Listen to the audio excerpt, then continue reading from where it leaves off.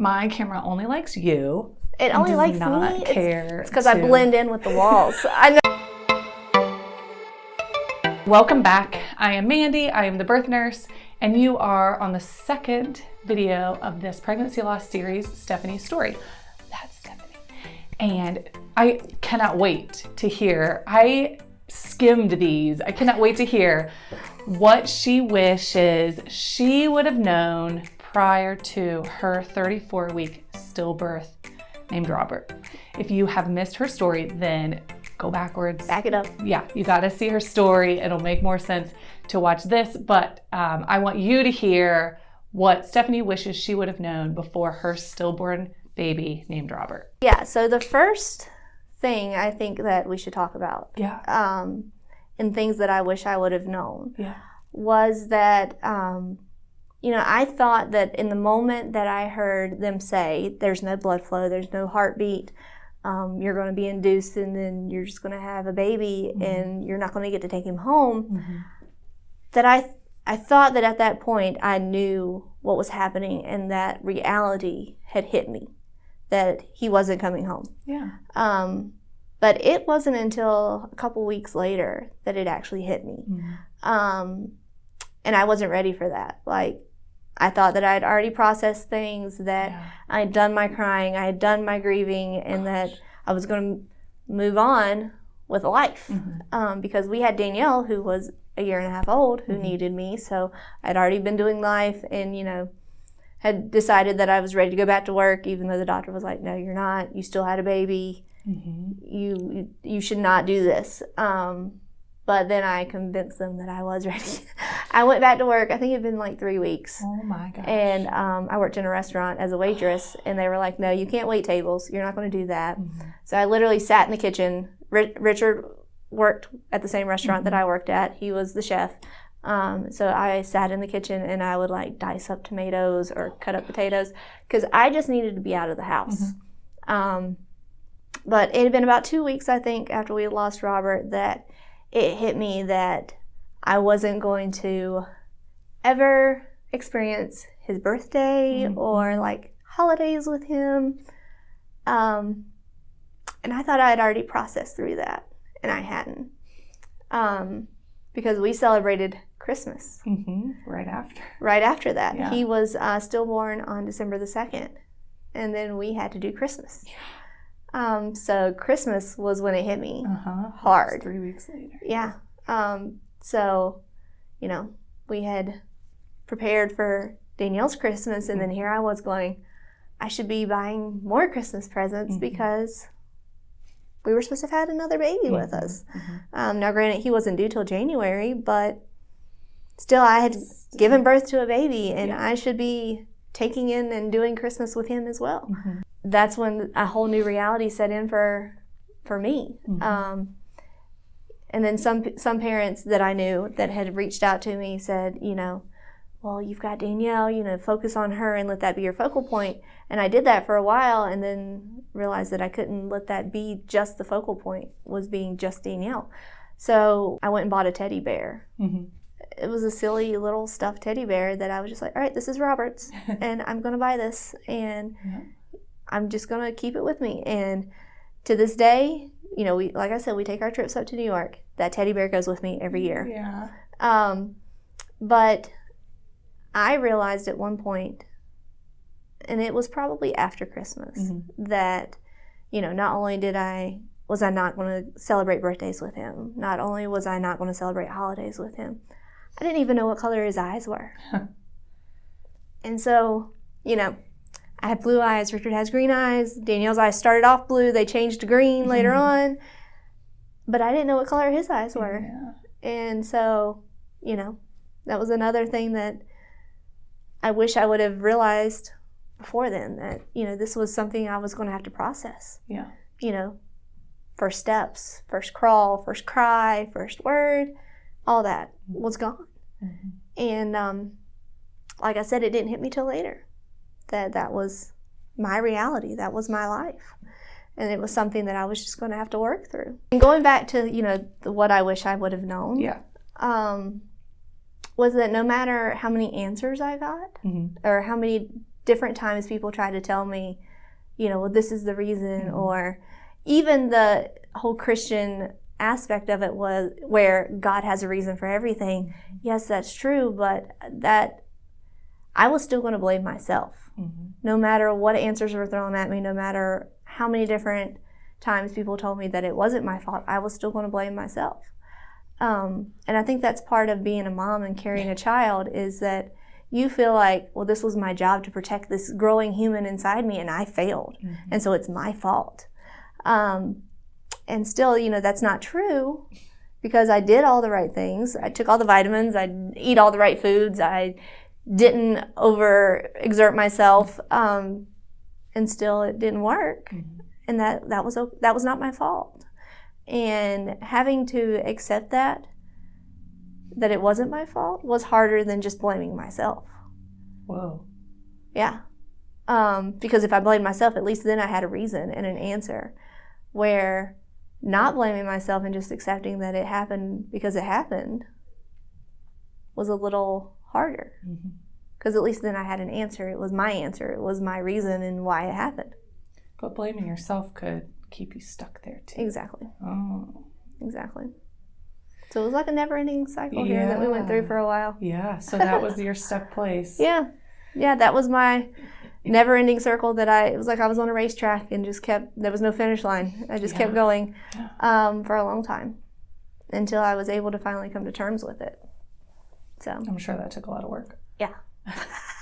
So you had asked me earlier, how my life has changed from before Robert to after Robert. Yeah. So before Robert, like when I was pregnant with Danielle, I had the normal first-time mommy questions and scares and, all that stuff. And then with Robert, it was the same deal. Like there was still times where I felt unsure about things. Well, then we found out we was pregnant with Elizabeth after losing Robert. And I wanted to be happy and I wanted to be excited for being pregnant again. But then there were parts of me that was like, you shouldn't be happy. You shouldn't be excited about this because you're substituting out one child for another. Oh. And so no matter which way I looked at it, I was failing Robert by being excited for this new baby. And so I had to kind of process all of those feelings and emotions and realize that I needed to find a balance in honoring Robert's memory and welcoming a new child. And so that's when I kind of started first learning about rainbows and what they mean to parents who have lost children. And learning that rainbow babies are the babies that are born after a loss. It's like after a sad time. Like a lot of people get sad when it rains. Yeah. Children get scared of thunderstorms. Yeah. It's a scary time. But then there's a rainbow at the end. Again, my biggest thing with rainbows are that, they are the light. They are, and it's okay to be happy for a new baby after losing one. Because, if you really sit down and think about it, would your child you lost want you to be sad the rest of your life? No. Right. No, they would not. Right. So being excited and being happy is where we should go and where we should be, and not being stuck in that guilty, I should just be sad all the time state. That's the goal, is to have light and find the light and share your light and exactly show your light, but that's the process you had to get to. Did you guys know that rainbows meant rainbow baby, a baby after pregnancy loss? Did you guys know that? Rainbow babies and pots of gold. And pots of gold. I did not know. That's new for me. And she's like, what are you talking about? And I was like, okay, so you knew that we have Danielle and that we lost Robert and then we have Elizabeth and Madeline. And she was like, right. And I said, well, children who are born after an infant loss are known as rainbow babies. So Elizabeth is my rainbow baby. You have pots of gold on these. And she goes, and I said, so if you have more children, like a second child after a rainbow baby, they're known as the pot of gold baby. I didn't know that. Yeah. And so I have my rainbow baby represented and my pot of gold baby. Does that mean you're going to have another baby? No. Going back to like hospital staff and, things that they like to try to be helpful and try to say things and try to do things and give answers. And I loved my OBGYN doctor that I had. He wasn't the one who delivered Robert. He was the one that I saw through my pregnancy. Okay. And when I went back for my 6-week, checkup, he tried to say words that were helpful, that were not. And he tried to give me this analogy that, it's like losing a pet or losing a dog. And, you think about them and some days are sad. And then, as life goes on, as the years go by, that grief will just become less and less. And I just wanted to be angry. Yeah. But then, I had to also realize that he was coming from a good place and he was trying to be helpful. And, other people did the same thing, where they would say, well, one day you'll look back and it won't be this bad. And yes, that's kind of true. But grief never goes away. It changes, but it doesn't go away. I like that. Yeah. It changes. Yeah. Okay. It changes. It evolves. Like there are days now that I can think about Robert and not burst out into a million tears. I can actually talk about him now without bursting into a million tears. Yeah. Yes, I'm sniffling and teary-eyed, but you're doing amazing. Oh my gosh. Well, this is the third time I've told this our story, good. But so I'm getting a little better at it. But not that crying is bad, right? But sometimes you just want to get it out and you can't. Yeah. And you're getting it out. Yeah. Like I said, grief changes with time. It doesn't go away. There's still a place or a piece of my heart that isn't here. It's somewhere else. And so that won't change. That hole will never be filled. And some people say, well, look, you've had 2 other ones since losing Robert. That doesn't matter. That hole is still there. You don't substitute chess pieces, is the analogy that I have started using. When you're playing a game of chess, when you lose it, it's gone. You don't substitute out.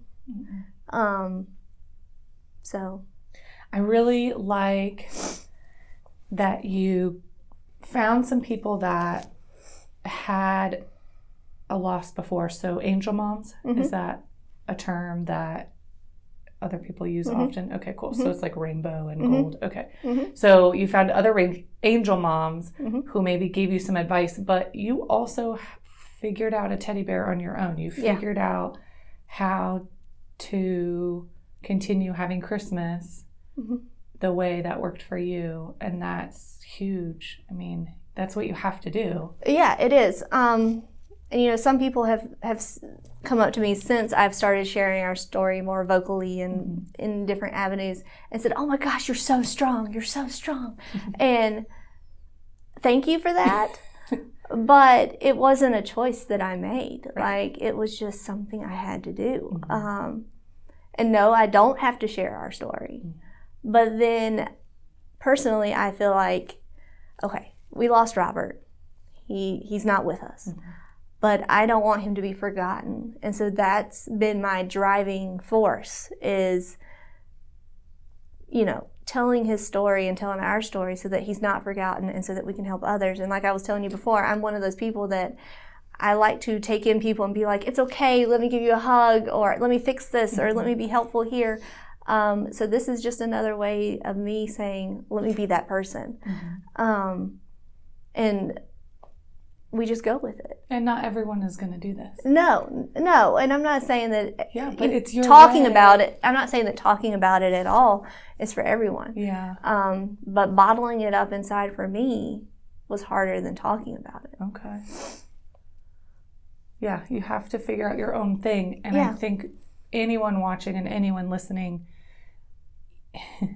they're figuring out their own thing. Yeah. But it's nice to know other ideas that have been done. So if you don't want to figure it out, you just... Or if you can't figure it out, like if you're stuck. Yeah.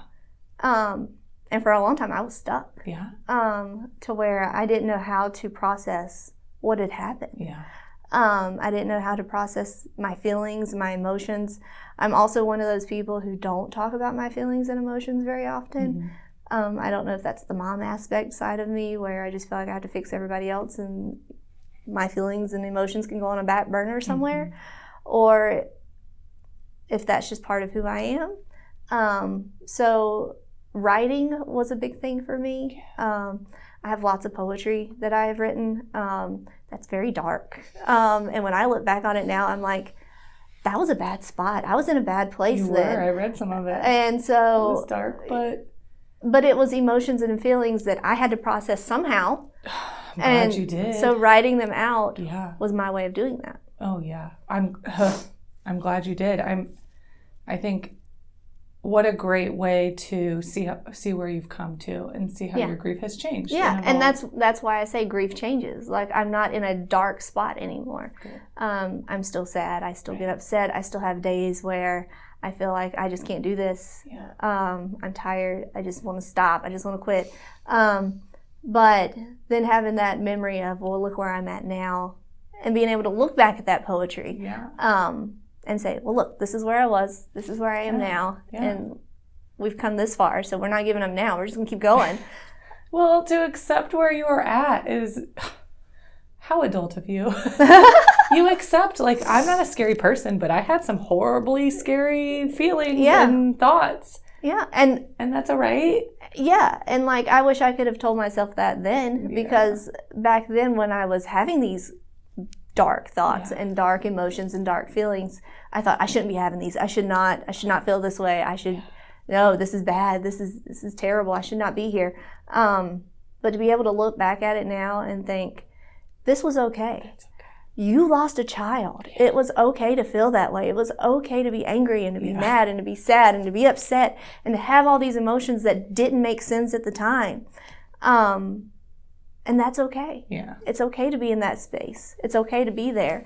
And I feel like it's okay to be there, but to realize that that doesn't define who you are, and not to dwell in that and not to stay there was better than, the alternative. Holding it in. Yeah. Ignoring it. Yeah. Letting it sit inside. Yeah. And letting it stew. That's what my dad's word is. Grow. Let it stew. Don't let it stew. Don't let it stew. So you wrote it, and then you closed it. Yep. And you went back when you were ready to go back. Mm-hmm. Yep. Oh, good stuff, man. This is good stuff. Okay, this was good. And we're only on number 2. So thank you so much, Stephanie, for sharing. This is so good. So if you are ready, come with us to the next one, the third one. Okay, what Stephanie wishes other people knew about stillbirth and pregnancy loss. Loss next, coming up.